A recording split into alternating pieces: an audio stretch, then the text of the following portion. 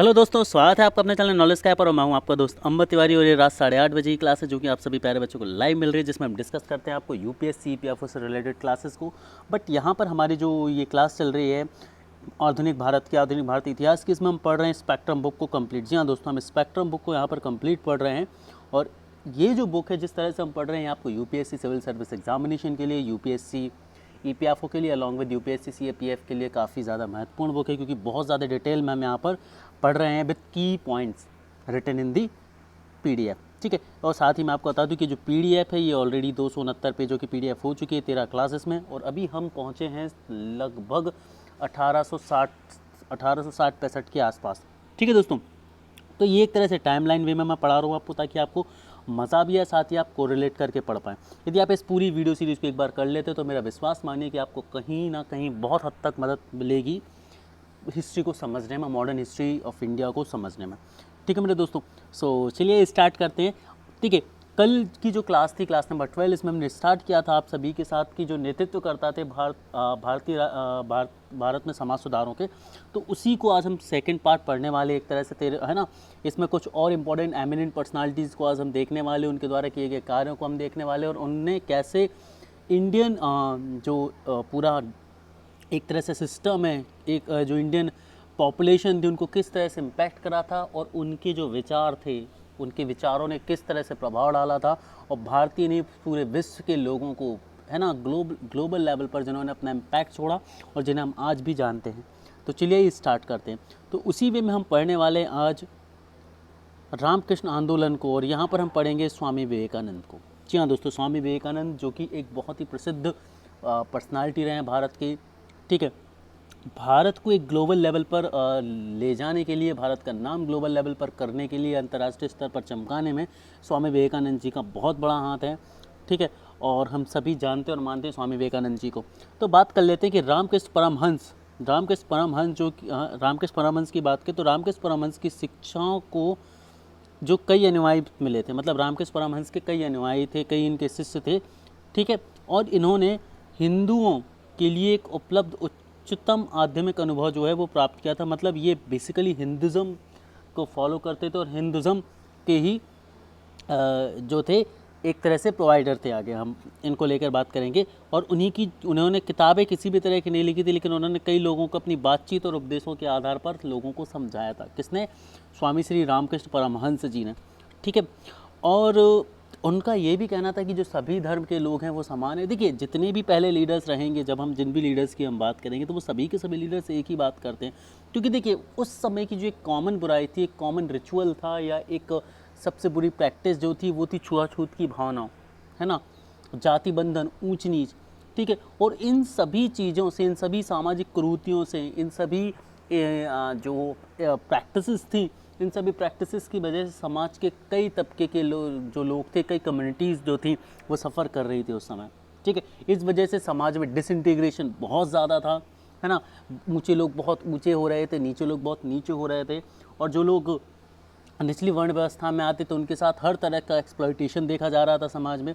ठीक है, तो कहीं ना कहीं उनके उत्थान के लिए, उनके बेटरमेंट के लिए जो अलग अलग एमिनेंट पर्सनालिटीज़ थी वो आ रही थी, उनके फेवर में काम कर रही थी। जो सामाजिक कुरीतियाँ थी, जो ये समझ चुके थे कि यदि भारत को एक राष्ट्र, सशक्त राष्ट्र बनाना है, एक स्ट्रॉन्ग नेशन के रूप में उभारना है, तो उससे पहले हमें इन इंटरनल डिस्प्यूट्स को करना होगा, इन इंटरनल कुरीतियों को ख़त्म करना होगा। क्यों? उसके लिए ज़रूरी था, ज़रा आप समझिए, यदि छुआछूत की भावना रहती तो कहीं ना कहीं जो एक राष्ट्रीय स्तर पर, नेशनल लेवल पर जो स्वाधीनता संग्राम लड़ा गया था, struggle for independence of India के लिए लड़ा गया था, वो संभव ही नहीं था यदि लोग छुआछूत की भावना में फंसे रहते, धर्म के जाति बंधनों में फंसे रहते, तो उस चीज़ को पार पा पाना मुश्किल था, बहुत ज़्यादा मुश्किल था। हम ऐसा नहीं कह सकते कि जब स्वाधीनता संग्राम चल रहा था उस समय पूरी तरह से इन चीज़ों से छुटकारा मिल गया था, लेकिन नहीं, कुछ हद तक लोग मोटिवेट हुए थे, लोगों ने इस चीज़ से बाहर निकलकर देश हित के बारे में सोचना चालू किया था।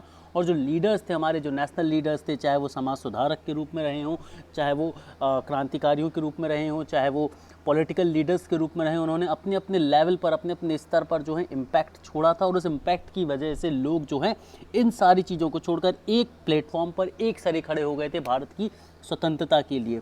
ठीक है, और यही वो कारण था कि भारत एक स्वतंत्र देश 1947 में बन भी पाया।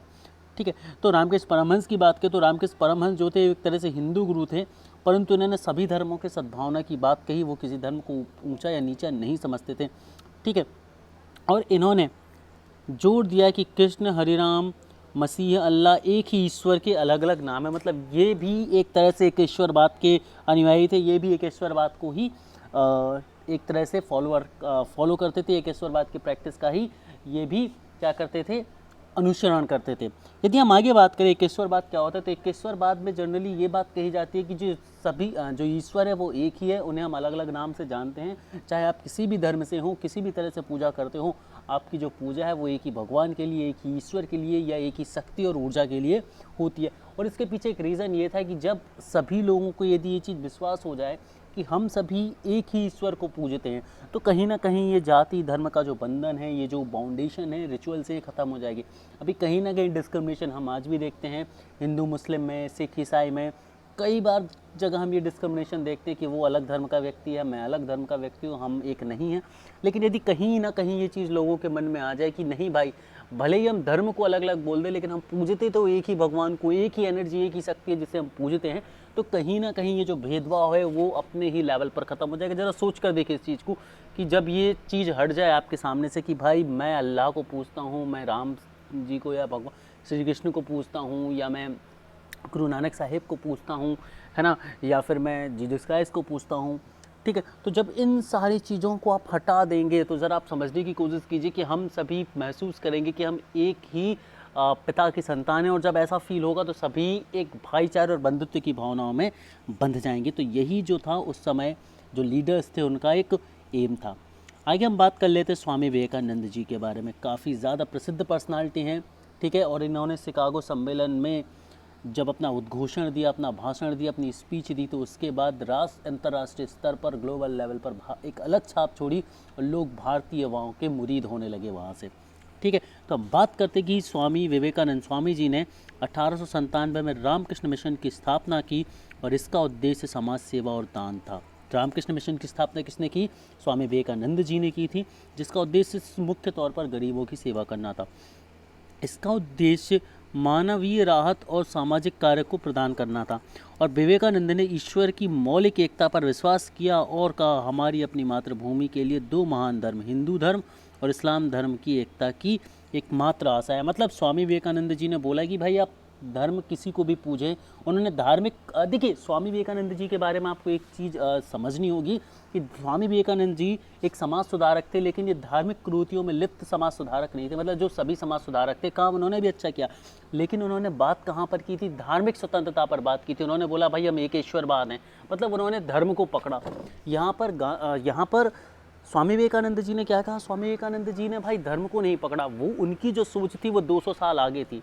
जी हाँ दोस्तों, जो उनकी सोच थी, जो उनके भाषण थे, वो 200 साल आगे की सोच रखते थे, है ना। वो भविष्य के लोग बनाने पर विश्वास रखते थे। वो धार्मिक कुरीतियों से निकलने की, छुआछूत की भावनाओं की, धर्म अधर्म की, एकेश्वरवाद की, बहुईश्वरवाद की, इन सभी चीज़ों से वो परे थे। उनकी जो सोच थी वो काफ़ी वैज्ञानिक थी, काफ़ी सुदृढ़ थी। और यही वो चीज़ थी, यही वो सोच थी जिसने अमेरिका के शिकागो में भी भारतीयों का एक झंडा गाड़ दिया था, ठीक है।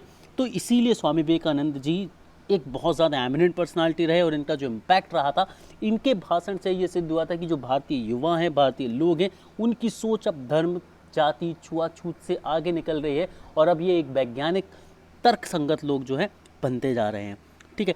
हम वही बात करने वाले हैं कि 1893 में शिकागो में एक सम्मेलन आज हुआ था। जी हाँ दोस्तों, शिकागो में एक धर्म संसद जो है वो बनाई गई थी। धर्म संसद का एक प्लान किया गया था और उस धर्म संसद में स्वामी विवेकानंद जी ने भारत का प्रतिनिधित्व किया था, ठीक है। और वहाँ पर उन्होंने अपने व्याख्यान से, अपने भाषण, स्पीच से जो है एक अलग ही छाप छोड़ी थी और भारतीय युवाओं का डंका समूचे विश्व में बजने लगा था वहाँ से, ठीक है। उन्होंने अपने जो शुरुआती संबोधन था उसका मुख्य आधार किसको रखा था? आध्यात्मिकता और भौतिकवाद के बीच एक स्वस्थ संतुलन की। मतलब ये आध्यात्मिकता के तो फॉलोअर थे ही, साथ में भौतिकवाद को भी साथ लेकर चलते थे। इनके अकॉर्डिंग सिर्फ और सिर्फ आप आध्यात्मिक होकर जीवन में सफल नहीं हो सकते या उन्नति को नहीं प्राप्त कर सकते, या फिर आपसे भौतिकवाद होकर जीवन की तमाम परिस्थितियों से सामना नहीं कर सकते। तो स्वामी जी के अकॉर्डिंग अध्यात्म का और भौतिकवाद का, मतलब आपको धार्मिक भी होना पड़ेगा, साथ में आपको मॉडर्न भी होना पड़ेगा, भौतिकवाद भी होना पड़ेगा, समाज की चीज़ों को भी समझना पड़ेगा, तभी आप एक अच्छे समाज की, एक स्ट्रॉन्ग सोसाइटी को बिल्ड कर सकते हैं, है ना।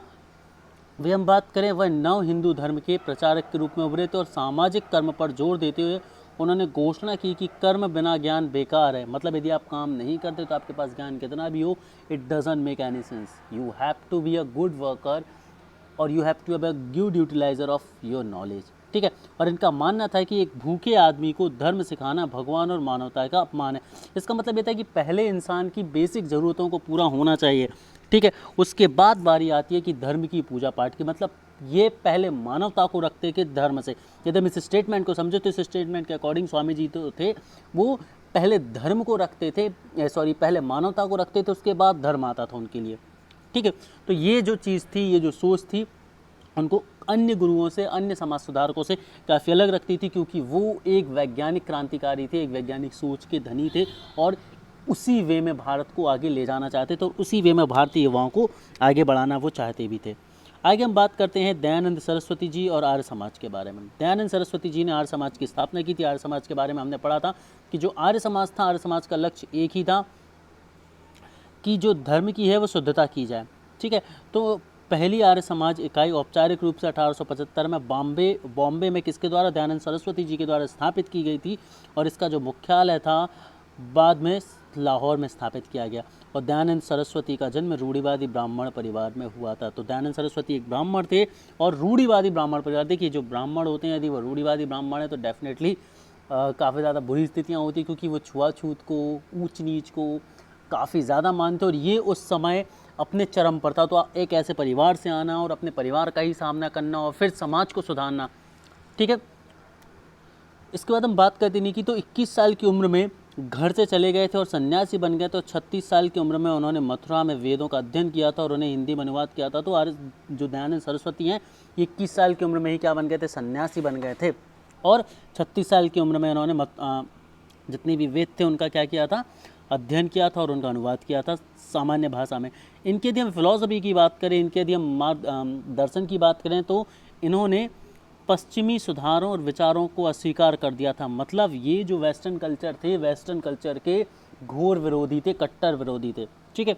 इन्होंने बोला था, इनका नारा था बैक टू द वेदास। इनका नारा था बैक टू द वेदास। इनका मत कहना ये था कि जो वेद हैं, वेद में जीवन की सभी समस्याओं का निवारण है और यदि इंसान वेद को फॉलो करता है तो कहीं ना कहीं वो एक अच्छे जीवन स्तर पर पहुंच सकता है, ठीक है। तो बेसिकली अब ये क्वेश्चन कई बार पूछा जाता है, बैक टू वेदास ये स्टेटमेंट किसने दिया था, ठीक है। तो आपको याद रखना होगा कि बैक टू वेदास जो स्टेटमेंट है ये दयानंद सरस्वती के द्वारा दिया गया था और दयानंद सरस्वती जी ने आर्य समाज की स्थापना भी की थी। और याद रखना है कि हर 8वें दिन समाज द्वारा बैठक आयोजित की जाती थी और धार्मिक व्याख्यान किए जाते थे। यदि आपके आसपास कहीं आर्य समाज का स्कूल हो या आर्य समाज की कोई किसी भी तरह का ऑर्गेनाइजेशन हो, जैसे मेरे शहर में आर्य समाज का एक स्कूल है, तो हम वहाँ पर आर्य समाज के स्कूल में बेसिकली आप देखेंगे कि हर 8वें दिन, है ना, कि क्या किया जाता है, वहाँ पर मीटिंग्स ली जाती है, वहाँ पर यज्ञ अनुष्ठान किए जाते हैं, ठीक है, ताकि वो उनकी कंटिन्यूटी आज भी बनी रहे, ठीक है। तो कहीं ना कहीं हम इन शॉर्ट समझ सकते हैं कि जो दयानंद सरस्वती थे और उनका जो आर्य समाज था, उसका लक्ष्य था कि जो हिंदू समाज है, जो हिंदू दर्शन है, उसकी शुद्धता, उसकी पवित्रता करना, है ना, उसको प्यूरिफाई करना, उसमें जितनी भी कुरीतियाँ प्राप्त हैं, जो ऐसी प्रैक्टिसेस हैं जिन्हें हटाना चाहिए, उनको फिल्टर करना और पूरी तरह से एक सरल सिस्टम को बनाना जिसमें हिंदू लोग जो हैं वो आसानी से फॉलो कर सकें और किसी भी तरह की बुरी रिचुअल उनमें ना रह जाए, ठीक है ना। अब आर्य समाज के अकॉर्डिंग सभी के प्रति प्रेम और परोपकार की भावना जो यहाँ पर डेवलप की गई थी और भारत भारतीयों के लिए का एक नारा भी आर्य समाज के द्वारा दिया गया था। और दयानंद ने, स्वामी सरस्वती दयानंद ने वेदों के बाद लिखे गए सभी धर्म ग्रंथों का विरोध किया था, पुराण आदि का। मतलब इनके अकॉर्डिंग तो दयानंद सरस्वती के बारे में ऐसा बोल सकते हैं कि इनके अकॉर्डिंग जो वेद थे वही सच हैं, वही समर्थ हैं और वेदों को ही हमें फॉलो करना चाहिए। हम बाकी के जिन भी धर्म ग्रंथों में हैं, हम जिन भी धर्म ग्रंथों में लिपटे हुए हैं, व्याप्त हैं, उन सभी धर्म ग्रंथों का कोई मतलब नहीं है। ये दयानंद सरस्वती जी ने कहा था। मतलब ये जो थे घोर विरोध में रहते थे अन्य पुराणों के। इनके अकॉर्डिंग जो वेदों में लिखा है वही सत्य है, वही सनातन है। इसके बाद हम बात करते हैं, इन्होंने आंदोलन का केंद्र 1886 में लाहौर में स्थापित दयानंद एग्ली वैदिक स्कूल जो है वो लिया था, जब इन्होंने अपना अनुवाद किया था। आगे हम बात कर लेते हैं कुछ और ऑर्गेनाइजेशंस की जो बने थे। तो उनमें एक है सेवा सदन। सेवा सदन जो एक पारसी समाज सुधारक बहराम जी के द्वारा बनाया गया था, और उन्होंने बहराम जी के द्वारा बनाया गया था, और सेवा सदन की स्थापना 1908 में की गई थी। वहीं देव समाज की हम बात करें तो देव समाज जो है शिव नारायण अग्निहोत्री के द्वारा लाहौर में 1887 में स्थापित किया गया था। देव समाज इतना इंपॉर्टेंट नहीं है आपके एग्जाम के पॉइंट ऑफ व्यू से। उसके बाद हम बात करते हैं भारत धर्म महामंडला की। भारत धर्म महामंडला की हम बात करें तो यह एक रूढ़िवादी शिक्षित हिंदुओं और एक अखिल भारतीय संगठन, यह रूढ़िवादी हिंदू धर्म की रक्षा के लिए खड़ा किया गया था। तो अब यहाँ पर ये ज़रा से इंपॉर्टेंट है, इसको आप समझिए। देखिए, अब तक सभी जितनी भी चीज़ें हमने बात की उस समय, जितने भी धर्म संगठन बने, जितने भी धर्म गुरु बने उस समय, वो सभी के सभी जो थे वो रूढ़िवादिता के विरुद्ध थे, है ना। और रूढ़िवादिता उस समय हिंदू धर्म से ही ज़्यादा फैल रही थी, क्योंकि हिंदू धर्म में जो अपर क्लास थी हमेशा वो लोअर क्लास का क्या कर रहे थे, एक्सप्लॉइटेशन कर रहे थे। तो जितने भी समाज सुधारक थे, जितने भी केंद्र बन रहे थे, जितनी भी ऑर्गेनाइजेशंस बन रही थी, वो सभी के सभी एक तरह से हिंदू धर्म के विरुद्ध थे। तो उसी के चलते भारत धर्म महामंडल जो था एक ऐसा संगठन बना जो रूढ़िवादी हिंदुओं को सपोर्ट में आए, हीरो, है ना, और इन सभी के विरुद्ध एक तरह का एक स्टेप था, इसको हम ऐसा मान सकते हैं, ठीक है, जिसमें धर्म रक्षा संगठन के लिए खड़ा किया गया ताकि जितने भी ये ग्रुप जो बन रहे थे उनके अगेंस्ट से खड़े हो सके, ठीक है। तो ये रूढ़िवादी हिंदुओं के द्वारा बनाया गया था। आगे हम बात करते हैं श्री नारायण धर्मगुरु परिपालन की, ठीक है, श्री नारायण धर्मगुरु परिपालन की, जिसे हम SNDP भी शॉर्ट फॉर्म में बोलते हैं, है ना। SNDP मूवमेंट के नाम से इसे जाना जाता है। इसे केरल के एंजॉ के बीच श्री नारायण गुरु स्वामी ने 1856 में शुरू किया था, ठीक है।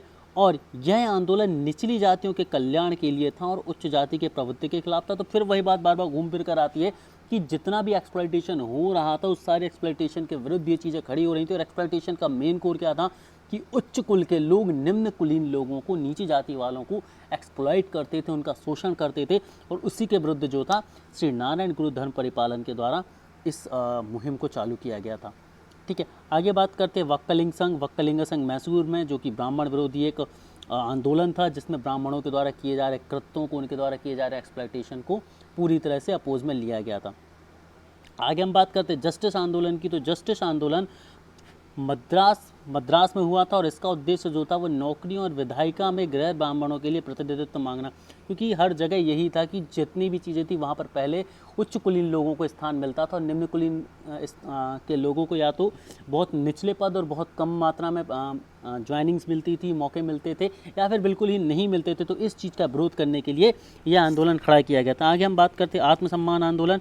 आत्मसम्मान आंदोलन तमिलनाडु में हुआ था और इस आंदोलन की शुरुआत डॉक्टर E.V. रामास्वामी नायकर ने 1925 में की थी, ठीक है। और इनको एक महान आत्मा के नाम से भी जाना जाता है, यानी ग्रेट सोल के नाम से भी जाना जाता है। नाम याद रखेंगे, E.V. रामास्वामी नायकर को ग्रेट सोल के नाम से भी जाना जाता है। इन्होंने सेल्फ रिस्पेक्ट मूवमेंट 1925 में तमिलनाडु में स्टार्ट किया था, काफ़ी ज़्यादा इंपॉर्टेंट है, ठीक है। और इस आंदोलन की जो शुरुआत थी वो एक ऐसे समाज की स्थापना करना थी जिसमें जहाँ पिछड़ी जाति को भी समान अधिकार प्राप्त हो। मतलब ले दे के हम बोल सकते हैं कि इनका जो उद्देश्य था इस मूवमेंट का वो ये था, E.V. रामास्वामी जी का, कि भाई एक ऐसा समाज बनाया जा सके जहाँ पर ऊंच नीच जात पात में किसी भी तरह का भेदभाव ना रह जाए, ठीक है, जहाँ पर ऊंच नीच जात पात में किसी भी तरह का भेदभाव ना रह जाए। इस चीज़ को ध्यान में रखते हुए, इस चीज़ को लक्ष्य केंद्रित करते हुए इन्होंने बनाई थी ये संस्था। आगे हम बात करते हैं temple entry movement. Temple entry movement, मंदिर प्रवेश आंदोलन, जो कि 1924 हुआ था, काफ़ी ज़्यादा इंपॉर्टेंट ये कि इवेंट हुआ था उन घटनाओं के विरुद्ध जिन घटनाओं के तहत नीची जाति वालों को मंदिर में प्रवेश करने नहीं दिया जाता था। देखिए होता क्या था, जो उच्च कुलीन लोग थे, उच्च कुलीन लोग निम्न जाति के लोगों के साथ किसी भी तरह का कांटेक्ट नहीं रखते थे। निम्न कुलीन लोगों को उनकी बस्तियों में आने की जो थी परमिशन नहीं थी। उनके कुएँ, जिन कुएँ से उच्च कुलीन लोग, ब्राह्मण लोग पानी भरते थे, उस से निम्न जाति वाले लोग पानी नहीं भर सकते थे, ठीक है। जिन मार्केट में वो जाते थे उन मार्केट में निम्न कुलीन के लोग नहीं आ सकते थे, क्लियर। तो जो छुआछूत की भावना थी वो अपने चरम पर थी, जिससे लोगों का शोषण, एक्सप्लॉइटेशन बहुत हद तक हो रहा था, ठीक है। तो यहीं पर वायकोम सत्याग्रह का नेतृत्व किया गया, जो कि KP केशव जी ने किया था, जो कि केरल में प्रारंभ किया गया था, याद रखेंगे। तो मंदिर प्रवेश आंदोलन केरल में KP केशव जी के द्वारा किया गया था और यह अछूतों के लिए हिंदू मंदिरों और सड़कों को खोलने की मांग करते थे। जैसे कि मैंने आपको बताया कि भाई कुछ सड़कें थी जिन पर उच्च कुलीन लोग चलते थे, उस पर जो अछूत लोग थे उनको जाने की मनाही थी, ठीक है। और यदि वो भूल से यदि उनमें चले जाते थे तो उन्हें बहुत गलत तरीके से दंडित भी इस चीज़ के लिए किया जाता था, पनिशमेंट दी जाती थी, विटाल पनिशमेंट उनके लिए दी जाती थी। तो इन सभी और मंदिरों में जिन भी मंदिरों में उच्च कुलीन लोग जाते थे, उन मंदिरों में इन्हें जाने की अनुमति नहीं रहती थी, परमिशन नहीं रहती थी, ठीक है। और इस चीज़ का विरोध करते हुए बायकोम सत्याग्रह जो है किया गया था, और बायकोम के तहत केरल में केपी केशव चंद्र ने इसके विरुद्ध कड़े कदम उठाए। आगे बात करते हैं भारतीय सामाजिक सम्मेलन, जो कि एम.जी. रानाडे और रघुनाथ राव द्वारा स्थापित किया गया था। और सम्मेलन में अंतरजातीय विवाह की वकालत और बहु विवाह का विरोध किया गया था। तो अब ये यहाँ पर एक नई चीज़ आती है अंतरजातीय विवाह की, ठीक है। हम सभी जानते हैं कि जो इंटरकास्ट मैरिज है वो आज के ज़माने में जब लोग इतने पढ़ लिख गए हैं तब भी हम देखते हैं कि बहुत मुश्किल होता है। तो उस समय आप सोच सकते हैं आज से करीब 150 साल पहले ये चीज़ें कितनी मुश्किल रही होंगी। हम बात करें तो उन चीज़ों का उस समय पर क्या किया गया, समर्थन किया गया था अंतर्जातीय विवाह का, और बहु विवाह का विरोध किया गया था। एक से ज़्यादा शादियों करने का पूर्णतः विरोध भी किया गया था। आगे हम बात करते थे कि ये जो बहुत सारे मूवमेंट हैं ये आपको सिर्फ एक बार सुनने हैं और अपने माइंड में रख लेने कि इस तरह से हुआ था और इनके मेजर इवेंट क्या थे। ज़्यादा कुछ आपको डिटेल में याद रखने की इनमें ज़रूरत नहीं है, बस ये आपको एक फ्लो के अकॉर्डिंग याद रखने चाहिए। इसीलिए मैंने इन सभी के सभी मूवमेंट को इन स्लाइड्स में लिया हुआ है, ठीक है। थोड़ी सी इंफॉर्मेशन जो आप सभी के लिए ज़रूरी है उस इन्फॉर्मेशन को मैंने रखा हुआ है आप सभी के लिए।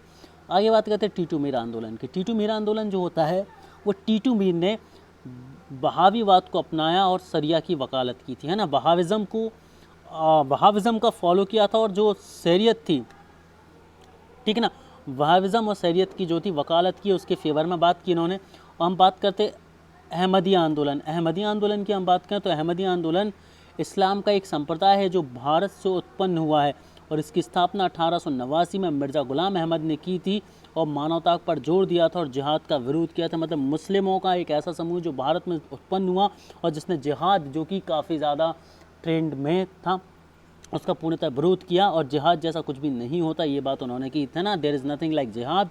ये अपोज जिहाद कौन? मिर्ज़ा ग़ुलाम अहमद, ठीक है। और उन्होंने 1889 में अहमदिया मूवमेंट जो है वो स्टार्ट किया था। याद रखना है आप सभी को प्यारे बच्चों। बात कर लेते हैं बहावी आंदोलन के बारे में, ठीक है। तो बहावी आंदोलन जो है ये अरब के अब्दुल वहाब की शिक्षाओं और शाह वलीउल्लाह के उपदेशों के प्रेरित था, और प्रकृति में ये पुनरुत्थानवादी था। पुनरुत्थानवादी का मतलब ये था कि ये नई चीज़ों को खड़ा करने में, है ना, नई चीज़ों को खड़ा करने में फेवर में रहता था। इसके बाद हम बात करें इनका पश्चिमी प्रभावों के विरुद्ध इस्लाम की सच्ची भावना पर लौटने पर जोर देते थे। मतलब क्या होता था उस समय, जितने भी लोग जो थे वो वेस्टर्न कल्चर में ढल रहे थे, वेस्टर्न कल्चर की वजह से अपने आप को बदल रहे थे, अपने नेचर को बदल रहे थे, अपने धर्म को बदल रहे थे, और उस वेस्टर्न कल्चर के आने से जो प्रभाव पड़ रहे थे उनके धर्म पर, ठीक है, तो कहीं ना कहीं ये खतरा महसूस किया जाने लगा था कि शायद लोग अपनी धार्मिक वृत्ति ही खो दें और धर्म अपनी पहचान भी खो सकता है। इस चीज़ को ध्यान में रखते हुए बहावी आंदोलन शुरू किया गया था, और वलीउल्लाह की शिक्षाओं को शाह अब्दुल अजीज़ और सैयद अहमद बरवली ने आगे बढ़ाया था, जिन्होंने उन्हें राजनीतिक दृष्टिकोण भी आगे जाकर दिया था। यहाँ पर बहावी आंदोलन में जो वलीउल्लाह थे, इनकी जो शिक्षाएँ थी वो पूर्ण रूप से मार्गदर्शक ही थी, लेकिन जब इन्हें आगे बढ़ाया गया अब्दुल अजीज़ और सैयद अहमद के द्वारा तो इसे धार्मिक स्वरूप में भी जो राजनीतिक स्वरूप में भी अपनाया गया। आगे बात करते हैं सर सैयद अहमद खान और अलीगढ़ आंदोलन। काफ़ी ज़्यादा इंपॉर्टेंट आंदोलन है आप सभी के लिए, याद रखना पड़ेगा आपको डिटेल में, इसीलिए मैंने इसको लिया भी हुआ है। काफ़ी ज़्यादा इंपॉर्टेंट है दोस्तों इसकी डिटेलिंग, तो अच्छे से समझेंगे सभी लोग, ठीक है। तो यह एक सम्मानित मुस्लिम परिवार में पैदा हुए थे, कौन? सर सैयद अहमद खान, ठीक है। और इन्होंने ब्रिटिश सरकार की न्यायिक सेवा का एक निष्ठावान सदस्य भी माना जाता था, ठीक है। तो ये किस में काम करते थे? अंग्रेजी सरकार के अंतर्गत एक न्यायालय में, न्यायिक सेवा में ये थे। इन्होंने इनकी वफादारी के लिए 1888 में इन्हें एक नाइटहुड अर्जित करवाई गई थी। नाइटहुड का एक तरह से अवार्ड दिया गया था, ठीक है। वहीं पर हम बात करते हैं, यह कुरान की शिक्षाओं के साथ साथ पश्चिमी वैज्ञानिक शिक्षा को भी समेटना चाहते थे, और उन्होंने तर्कवाद और विज्ञान पर जोर दिया। मतलब इनकी जो सोच थी वो कहीं आगे की थी, ये सिर्फ धार्मिक ना होकर, ये धार्मिक होने के साथ साथ ये साइंटिफिक सोच भी रखते थे, साइंटिफिक थिंकिंग भी रखते थे। ये बात करते थे लॉजिक्स की, ये बात करते थे साइंस की। मतलब आंख बंद करके सिर्फ धर्म पर विश्वास कर लेना, इन्हें मान्य नहीं था। और यही अपने आंदोलनों के जरिए, अपने कथनों और भाषणों के जरिए इन्होंने लोगों में सिखाया कि भाई आपको आगे बढ़ना है, दुनिया आगे बढ़ रही है और आपको भी आगे बढ़ना, और आपको वैज्ञानिक दृष्टिकोण आप सभी को अपनाना पड़ेगा। सिर्फ धार्मिक दृष्टिकोण से आप आगे नहीं बढ़ सकते और दुनिया का सामना नहीं कर सकते। यही शिक्षाएँ जो थी जो सर सैयद अहमद खान के द्वारा दी गई थी और धर्म समय के साथ साथ अनुकूल होना चाहिए।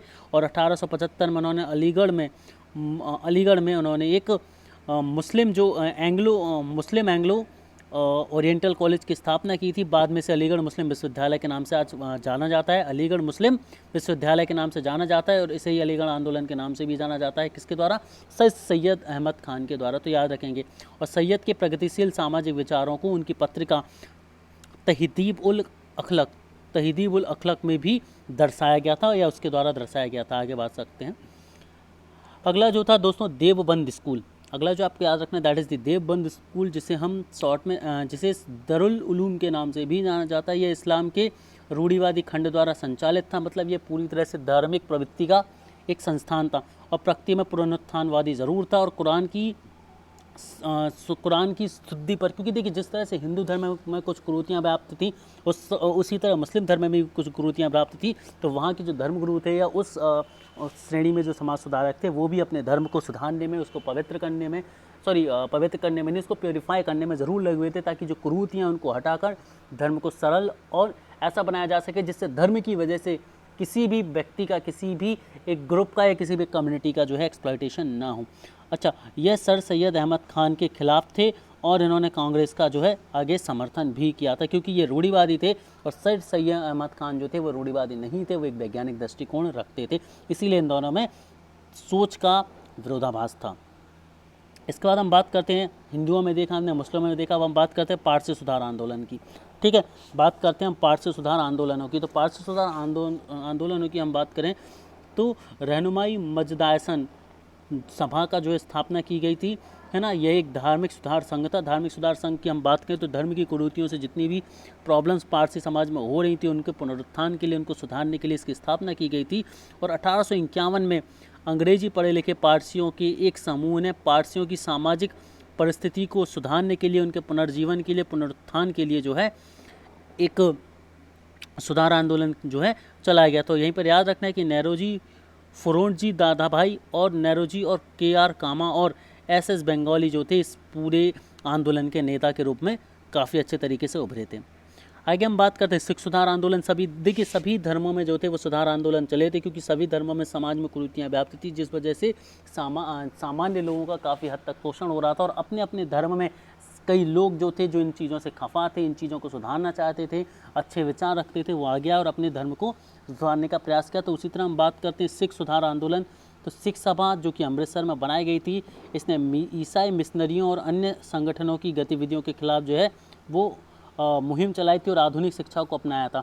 तो सिख सुधार आंदोलनों में क्या किया गया, सिर्फ धार्मिक न होकर वहाँ पर भी आधुनिक शिक्षाओं को अपनाए जाने पर जोर दिया गया। और जो ईसाई मिशनरीज थी जिनके द्वारा लोगों को धर्म परिवर्तन के लिए विवश किया जा रहा था, उनकी गतिविधियों के खिलाफ मोर्चा खोल दिया था। वहीं हम अकाली दल की बात करते हैं। अकाली दल इंपॉर्टेंट है, ये गुरुद्वारा सुधार आंदोलन था। ठीक है, क्या था ये? गुरुद्वारा सुधार आंदोलन था अकाली दल, और इसका उद्देश्य महंतों द्वारा गुरुद्वारे में भ्रष्टाचार को दूर करना था। मतलब भ्रष्टाचार जो महंतों द्वारा फैलाया जा रहा था गुरुद्वारे में, उसको पूरी तरह से खत्म किया जा सके, यही अकाली दल का उद्देश्य था। आगे हम बात करते हैं थियोसॉफिकल मूवमेंट की। तो थियोसॉफिकल मूवमेंट जो है वो पश्चिमी देशों का एक समूह था, जिसमें मैडम एच.पी. वालस्की जो और कर्नल एम.एस. ओलकॉट जो थे, इन्होंने इंडियन विचारों से, भारतीय संस्कृति से और भारतीय विचारों से इन्फ्लुएंस में आकर 1875 में न्यूयॉर्क शहर में संयुक्त राज्य अमेरिका में थियोसॉफिकल सोसाइटी की जो है स्थापना की थी। मतलब अमेरिका में लोग भारतीय जो संस्कृति थी, भारतीय जो परंपराएं थी, उनसे इन्फ्लुएंस होकर, उनसे इंस्पायर होकर अमेरिका में इस चीज़ की स्थापना की गई थी। और 1882 में उन्होंने अपना मुख्यालय जो था वो स्थानांतरित कर दिया था। ठीक है, अदयार में स्थानांतरित कर दिया था। दोस्तों यहाँ पर हमारी जो इंपॉर्टेंट मूवमेंट है वो आज की क्लास में ख़त्म होते हैं। आई होप आपको ये क्लास पसंद आई होगी, चीज़ें समझ आई होंगी। ठीक है दोस्तों, और यदि आपको किसी भी तरह का डाउट आता है अभी भी, तो आप लोग प्लीज़ मुझे कमेंट सेक्शन में ज़रूर नोटिफाई करें। साथ ही आप लोग मुझे मेल भी कर सकते हैं, व्हाट्सएप, फेसबुक और इंस्टाग्राम के थ्रू भी आप मुझे कांटेक्ट कर सकते हैं। Thank you guys, thank you everyone, thanks for watching.